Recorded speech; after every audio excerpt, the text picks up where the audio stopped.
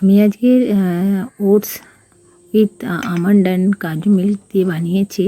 তো এটার জন্য আমি কাজু আর আমন্ডটাকে রাত্রিবেলায় ভিজিয়ে রেখেছিলাম। এতে আমি কোনো দই বা দুধ ইউজ করিনি।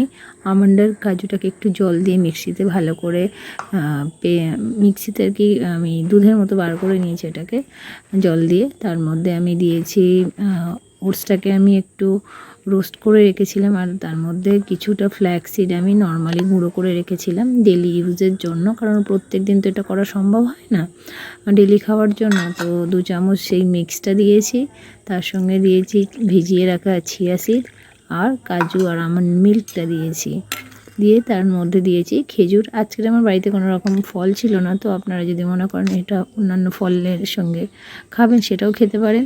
তো এটাই ছিল আজকের আমার সকালের ব্রেকফাস্ট, এবং এটা সত্যি বলতে যারা ওজন কমাতে চাইছে, যাদের পিসিওডির সমস্যা তাদের জন্য খুবই উপকারী একটা ব্রেকফাস্ট।